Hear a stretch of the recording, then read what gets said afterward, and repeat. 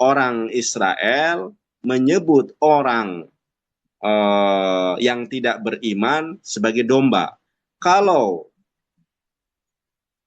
untuk orang di luar Kristen disebut domba yang tersesat. Jadi Yesus tidak mengatakan seperti binatang lagi, tetapi Yesus mengatakan Anda ini domba.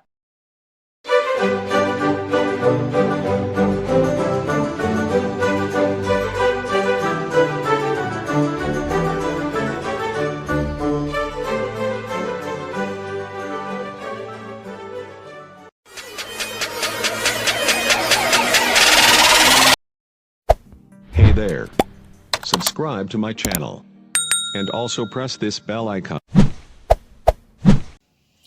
Salam Maranatha, semua sahabat-sahabat Rina Solihin, dimanapun Anda berada, saudaraku sebangsa dan setanah air yang saya kasihi. Teman-teman, saya mengucapkan selamat datang bagi Anda-Anda yang baru berkunjung ya ke channel Noverina Solihin. Mungkin sedikit saya informasikan bahwa channel ini adalah channel apologet, channel penginjilan. Mengapa saya terjun ke dunia apologetika dan juga penginjilan, itu jelas perintahnya di dalam Alkitab, teman-teman. Tugas penginjilan itu adalah tugas kita semua. Ya, karena setelah kebangkitannya Tuhan Yesus memerintahkan, pergilah ke seluruh dunia, beritakanlah Injil kepada segala makhluk. Siapa yang percaya dan dibaptis akan diselamatkan, siapa yang tidak percaya akan dihukum. Terdorong karena rasa kasih saya, kepedulian saya kepada semua saudara-saudaraku di seluruh dunia, agar banyak orang mengenal Kristus, banyak orang diselamatkan. Kemudian, mengapa saya harus berapologetika? Karena perintahnya jelas di 2 Timotius 4 ayat 2 sampai 5. Di sana tertulis, beritakanlah firman, siap sedialah, baik atau tidak baik waktunya. Nyatakanlah apa yang salah, tegurlah dan nasihatilah dengan segala kesabaran dan pengajaran. Karena akan datang waktunya, orang tidak dapat lagi menerima ajaran sehat, tetapi mereka akan mengumpulkan guru-guru menurut kehendaknya untuk memuaskan keinginan telinganya. Mereka akan memalingkan telinganya dari kebenaran dan membukanya bagi dongeng. Tetapi kuasailah dirimu dalam segala hal, sabarlah menderita, lakukanlah pekerjaan pemberitaan Injil, dan tunaikanlah tugas pelayananmu. 2 Timotius 4 ayat 2-5, inilah yang mendasari pelayanan saya sebagai penginjil dan apologetika. Teman-teman, selamat menikmati video-video Rina Solihin. Semoga Anda semua terberkati. Dan jangan lupa, kalau Anda terpanggil untuk mendukung channel penginjilan ini, silahkan di subscribe, di like, komen, dan jangan lupa tekan loncengnya teman-teman, agar Anda terus terupdate dengan video-video terbaru saya. Saudara-saudaraku yang terkasih di dalam Tuhan dimanapun Anda berada, kali ini lagi-lagi saya akan mengcounter ya pemahaman yang keliru tentang ayat-ayat Alkitab oleh seorang mu'alaf, yaitu Nandar. Mengapa saya harus menanggapi ini, teman-teman? Saya sebenarnya tidak fokus kepada Nandarnya, ya, tetapi saya fokus kepada pernyataannya yang bisa menyesatkan banyak orang jika tidak dikoreksi, teman-teman. Bukankah di 2 Timotius 4 tadi dikatakan, nyatakanlah apa yang salah, ya, tegurlah dan nasihatilah dengan segala kesabaran dan pengajaran. Pengajaran artinya harus berdasarkan kebenaran firman Tuhan. Di video yang lalu itu saya sudah membahas kesalahpahaman Nandar bahwa Tuhan Yesus datang hanya untuk bangsa Israel katanya. Ya. Jadi saudara Nandar, maaf Anda membaca ayat tanpa melihat konteks secara keseluruhan. Ya.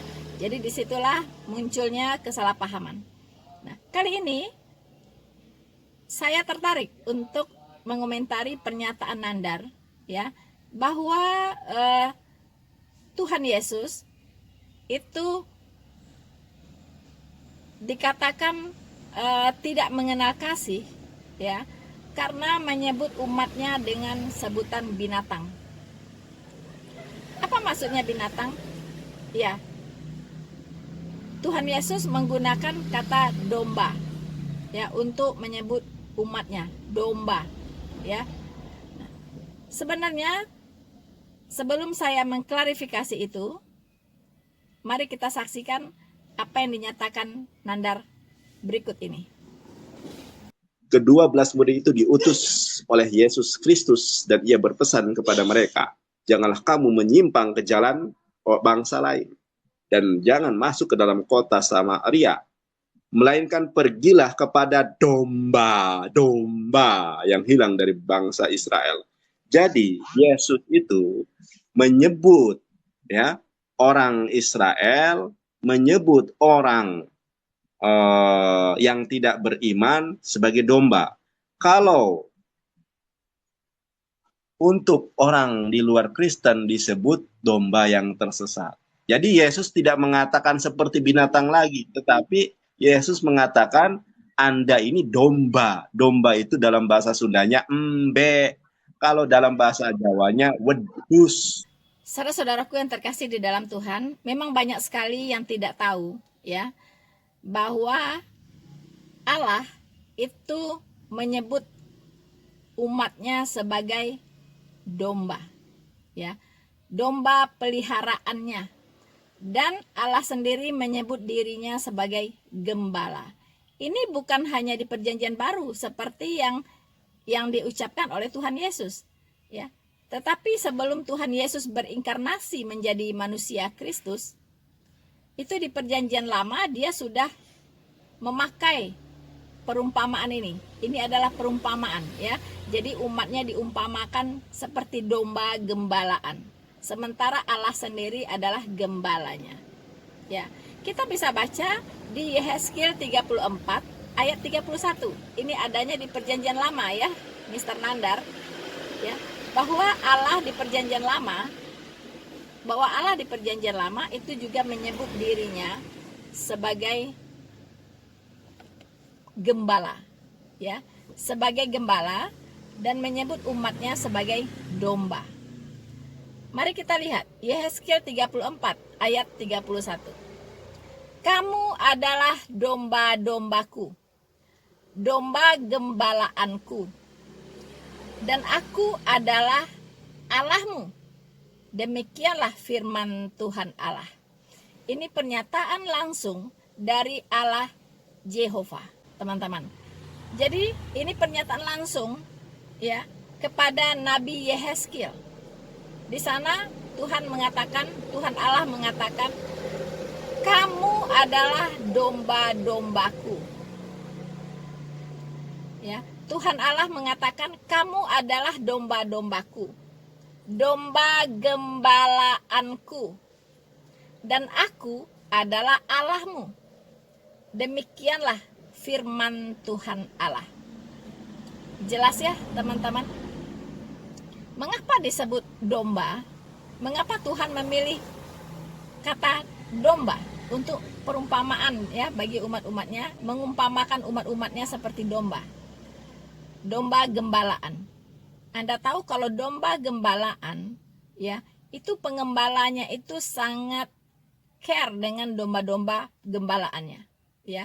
Kapan dombanya harus keluar kandang, kapan dombanya harus makan, ya. Senangnya dombanya makan apa, makan rumput jenis apa, ya kan? Terus kapan domba-domba ini bermain di padang, kapan domba-domba ini harus masuk kandang, semua di bawah kontrol, ya, dari gembala. Dan gembala ini melindungi domba-dombanya, terutama dari udara dingin. ya, dari udara. Ya. Kemudian gembala juga melindungi domba-dombanya itu dari terkaman binatang-binatang buas. Ya.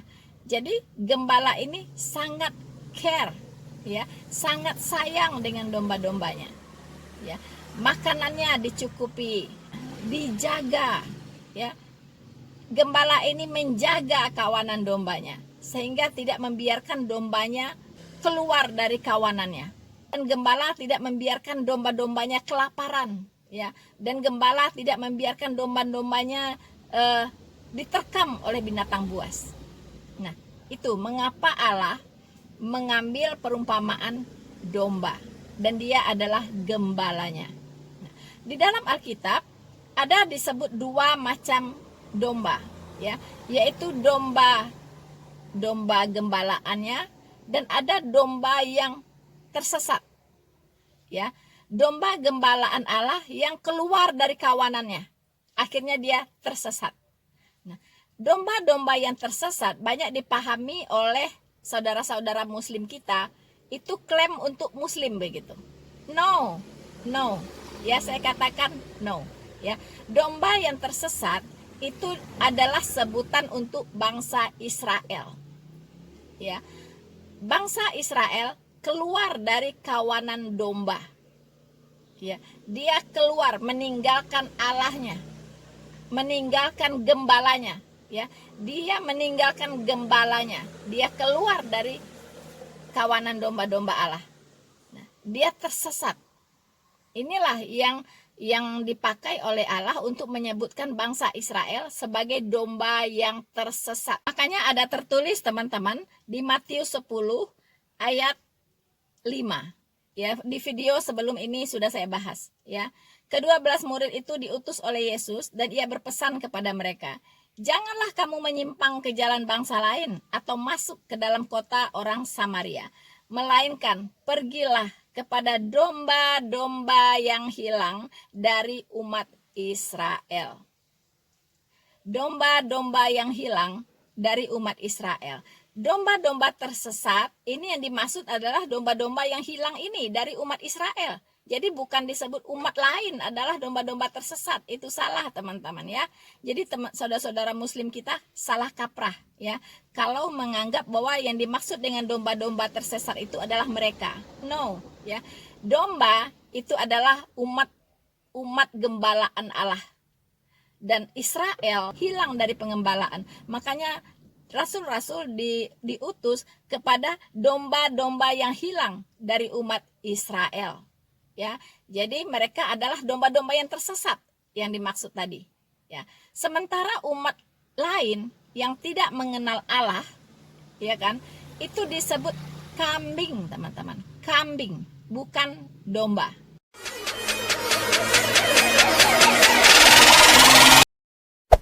Hey there. Subscribe to my channel. And also press this bell icon. Kambing, teman-teman. Ini kita bisa lihat di Matius 25 berbicara tentang penghakiman terakhir. Penghakiman terakhir. Saya bacakan dari ayat 31. Apabila anak manusia datang dalam kemuliaannya dan semua malaikat bersama-sama dengan dia, maka ia akan bersemayam di atas tahta kemuliaannya. Jadi Tuhan Yesus akan datang dengan diiringi malaikat-malaikatnya. Lalu semua bangsa akan dikumpulkan di hadapannya dan ia akan memisahkan mereka seorang daripada seorang. Sama seperti gembala memisahkan domba dari kambing. Nah, ya, jadi domba yaitu umat gembalaan Allah akan dipisahkan dari kambing. Nah, siapa kambing? Yaitu umat-umat yang tidak percaya kepada Tuhan Yesus. Itu semua adalah kawanan kambing. Ya. Nah, domba itu adalah umat-umat yang percaya kepada Tuhan Yesus. Teman-teman, ya. Jadi sebutan domba itu hanya diberikan kepada umat yang percaya kepada Tuhan Yesus. Sementara domba yang tersesat itu adalah bangsa Israel. Ya. karena dia keluar dari kawanan domba dan tersesat dan hilang, teman-teman. Ya. Dan ia akan menempatkan domba-domba di sebelah kanannya dan kambing-kambing di sebelah kirinya. Ya, saya lanjut ke ayat 34. Dan raja itu akan berkata kepada mereka yang di sebelah kanannya, yaitu kepada domba-domba, "Mari, mari, hai kamu yang diberkati oleh Bapakku, terimalah kerajaan yang telah disediakan bagimu sejak dunia dijadikan." Wow, puji Tuhan ya. Kita yang merupakan bagian dari kawanan domba Allah itu sudah disediakan kerajaan. Kita akan masuk ke dalam kerajaan Allah, kerajaan sorgawi, teman-teman, kerajaan sorga ya. Terimalah kerajaan yang telah disediakan bagimu sejak dunia dijadikan. Luar biasa, puji Tuhan. Lalu apa kata Tuhan Yesus kepada kambing-kambing?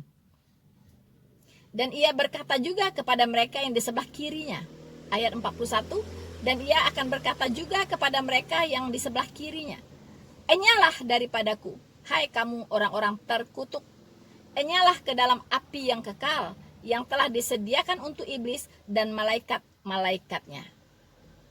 Teman-teman, inilah perbedaan domba dengan kambing. Sekarang pertanyaannya, Anda ada dalam kawanan yang mana? Apakah Anda bagian dari kawanan domba ataukah Anda bagian dari kawanan kambing? Hanya Anda dan Tuhan yang tahu. Teman-teman, dari awal di banyak ayat di kitab Perjanjian Lama, Allah itu menyebut dirinya sebagai gembala. Ya, sebagai gembala. Dan sebutan yang sama juga digunakan oleh Tuhan Yesus saat dia datang ke dunia ini sebagai manusia. Dia menyebut dirinya adalah gembala yang baik. Ya, dan menyebut kita orang-orang percaya sebagai domba-dombanya, teman-teman. Kita bisa baca ya bahwa Yesus Kristus itu adalah gembala yang baik. Kita bisa baca di Yohanes 10 ayat 11. Yesus Kristus berfirman, "Akulah gembala yang baik.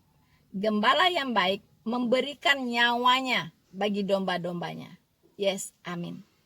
Gembala kita, yaitu Yesus Kristus, sudah memberikan nyawanya bagi kita di kayu salib untuk menggantikan kita dihukum, supaya kita bisa diperdamaikan dengan Allah, sehingga kita bisa dilayakkan untuk kembali masuk ke dalam kerajaan surga.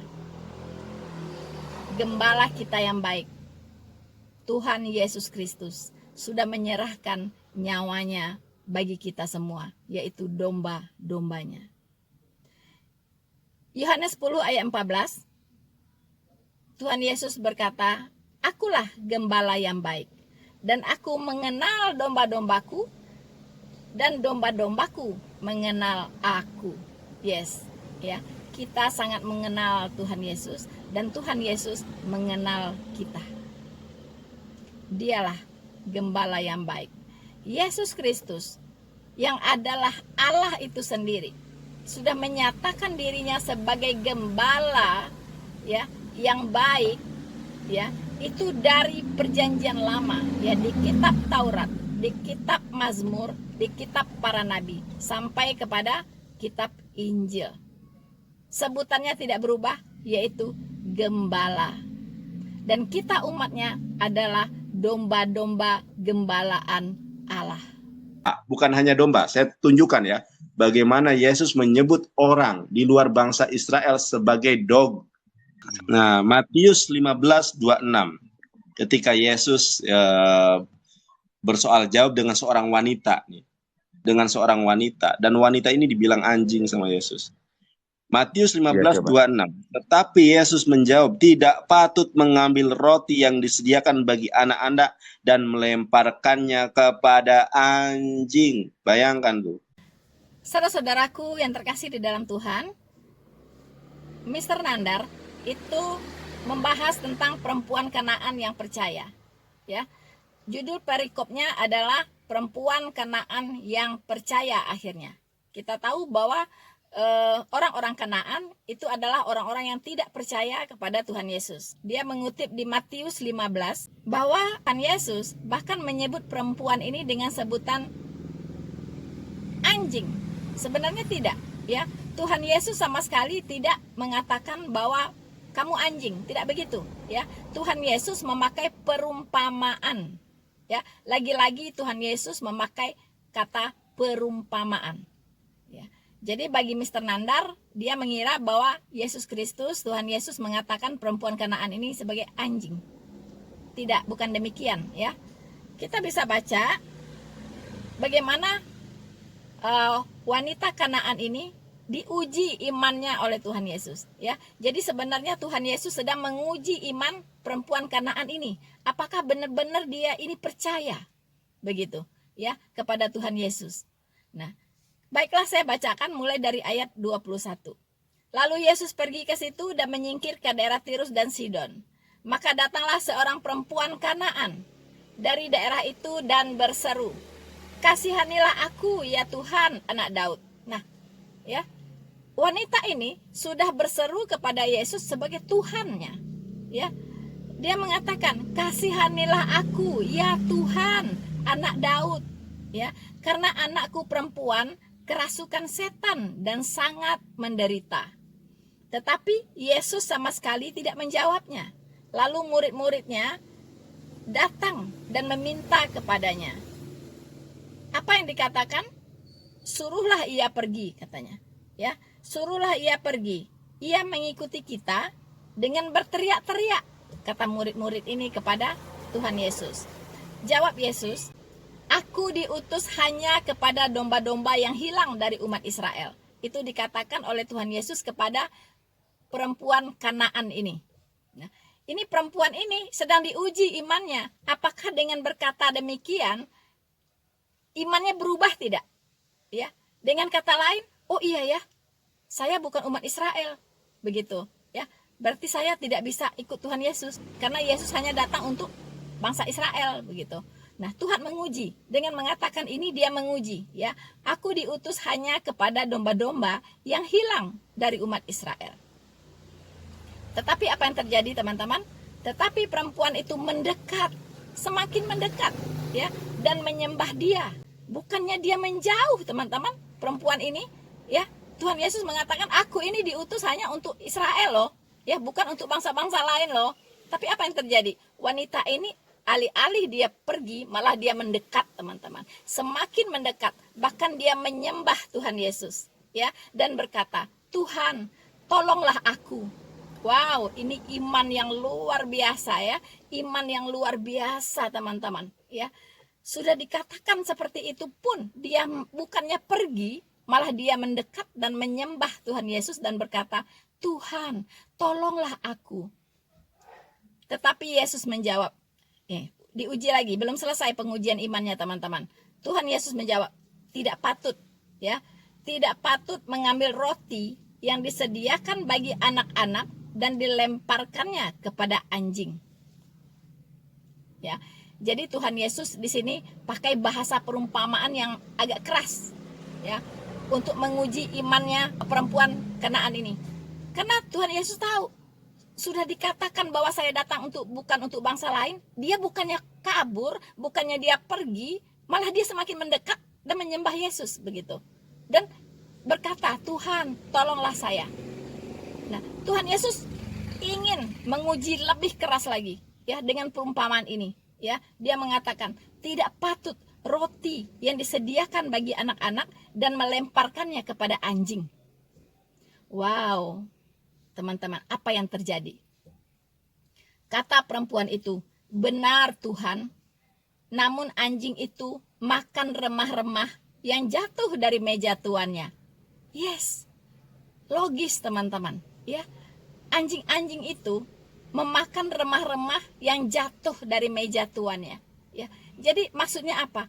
Kalaupun saya bukan bangsa Israel, ya, tetapi saya juga bisa mendapat bagian, ya, memakan apa yang dimakan oleh bangsa Israel, walaupun itu remah-remah, Wow, ini iman yang luar biasa, teman-teman. Iman yang luar biasa.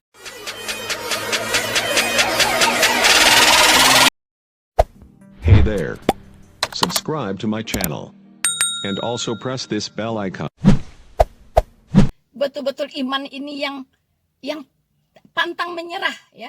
Wanita perempuan Kanaan ini pantang menyerah. Dia betul-betul yakin bahwa Yesus adalah Tuhan. Dia betul-betul percaya bahwa Yesus bisa menolong dia. Dia betul-betul percaya bahwa Yesus Kristus punya kuasa untuk bisa menolong dia. Teman-teman, maka Yesus menjawab dan berkata kepadanya. Sekarang perkataan Tuhan Yesus lembut sekali, katanya, "Hai ibu, besar imanmu." Wow, amazing. Ternyata wanita ini lolos dari ujian, teman-teman. Lolos dari pengujian iman yang dilakukan oleh Tuhan Yesus sendiri. Ya, sudah dikatakan saya ini hanya diutus ke bangsa Israel saja. Anda itu bukan bagian dari bangsa Israel. Tapi dia tidak menyerah. Tidak menyerah, teman-teman. Ya, dia percaya Yesus sanggup menolong dia. Dan Yesus adalah Tuhan. Bukannya dia pergi, malah dia mendekat dan menyembah Yesus. Luar biasa. Ujian pertama. Ujian kedua. Tuhan Yesus berkata, memberi dia perumpamaan yang sangat keras. Kalau orang biasa, ini sudah tidak bisa terima, teman-teman. Diumpamakan seperti anjing. Ya, orang biasa yang tidak punya iman sekuat sebesar iman dari perempuan Kanaan ini sudah kabur, teman-teman. Ya, sudah kabur. Ya, ketika dikatakan tidak patut mengambil roti yang disediakan bagi anak-anak dan melemparkannya kepada anjing. Wow, ini perumpamaan yang sangat-sangat keras. Tetapi apa yang terjadi? Perempuan ini lolos, teman-teman. Dia berkata dengan penuh hikmat, teman-teman. Benar Tuhan. Ya, namun anjing itu makan remah-remah yang jatuh dari meja tuannya. Tuhan Yesus berkata, amazing. Besar imanmu, ibu. Ya. Besar imanmu. Maka jadilah kepadamu seperti yang kau kehendaki. Dan seketika itu juga anaknya sembuh. Saudara-saudaraku yang terkasih di dalam Tuhan, apakah Anda memiliki iman seperti iman perempuan Kanaan ini? Ujian apa yang sudah Anda alami? Ya. Mr. Nandar, ketika dikatakan bahwa Kristus datang hanya untuk domba-domba yang hilang dari bangsa Israel, apa reaksinya? Reaksinya berbeda jauh dengan reaksi dari perempuan Kanaan ini. Perempuan Kanaan, ketika Yesus Kristus berkata demikian, dia yakin bahwa Tuhan Yesus adalah Tuhan untuk semua orang. Dia yakin bahwa keselamatan itu juga berhak diberikan kepadanya. Dan dia yakin Tuhan Yesus sanggup menolong dia. Bukannya dia menjauh dan pergi. Kalau Mr. Nandar menjauh dan pergi. Ya, ketika dikatakan aku datang hanya untuk domba-domba yang hilang dari bangsa Israel, langsung Nandar berkata, wow, kalau begitu saya bukan bagian dari bangsa Israel. Artinya saya tidak harus percaya kepada Yesus Kristus. Karena Yesus Kristus itu hanya untuk bangsa Israel saja. Sementara saya orang Indonesia. Berbeda dengan imannya wanita Kanaan ini. Perempuan Kanaan ini bukannya hengkang atau pergi meninggalkan Kristus. Seperti yang dilakukan oleh Mr. Nandar. Pergi meninggalkan Kristus. Tetapi dia datang semakin mendekat dan mendekat. Bahkan menyembah Tuhan Yesus dan berkata, Tuhan, tolonglah aku. Ini iman yang luar biasa. Dan tidak cukup sampai di situ. Tuhan ingin kembali menguji iman perempuan ini dan berkata, tidak patut mengambil roti yang disediakan bagi anak-anak dan melemparkannya kepada anjing. Apa reaksi dari wanita Kanaan ini? Dengan penuh hikmat dia berkata, benar Tuhan, namun anjing itu makan dari remah-remah yang jatuh dari meja tuannya. Amazing. Iman yang luar biasa. Berbeda dengan respon dari Mr. Nandar. Ketika dikatakan begitu, dia merasa terhina. Wow, ini memang menyebut wanita Samaria ini sebagai anjing. Wah, apakah orang seperti itu layak disebut Tuhan? Apakah dia layak disebut Tuhan? Ketika dia mengumpamakan perempuan Kanaan ini seperti anjing. Kemudian dia berkuar-kuar bahwa Yesus itu kasar, ya, bahkan menyebut orang-orang yang percaya kepadanya sebagai anjing, sebagai domba. Ya. Lihat,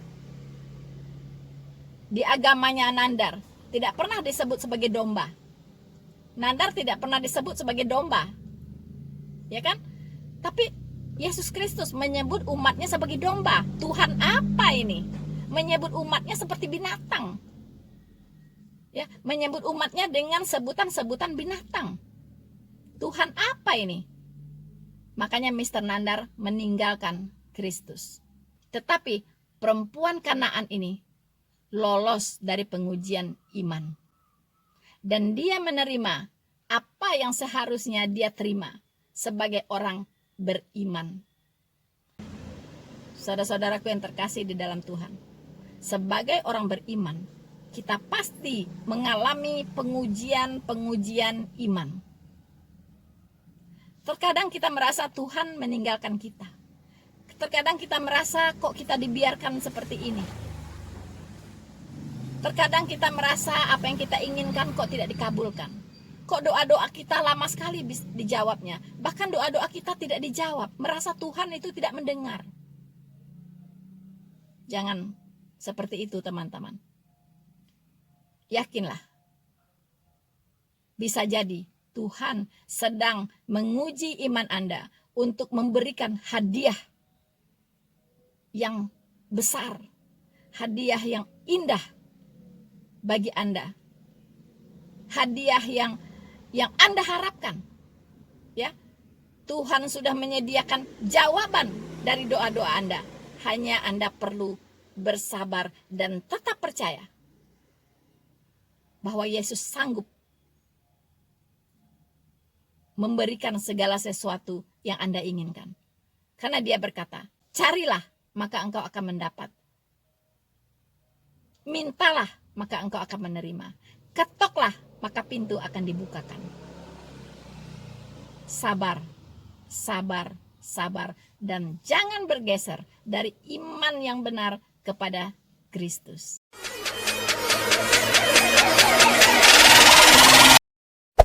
Hey there. Subscribe to my channel. And also press this bell icon.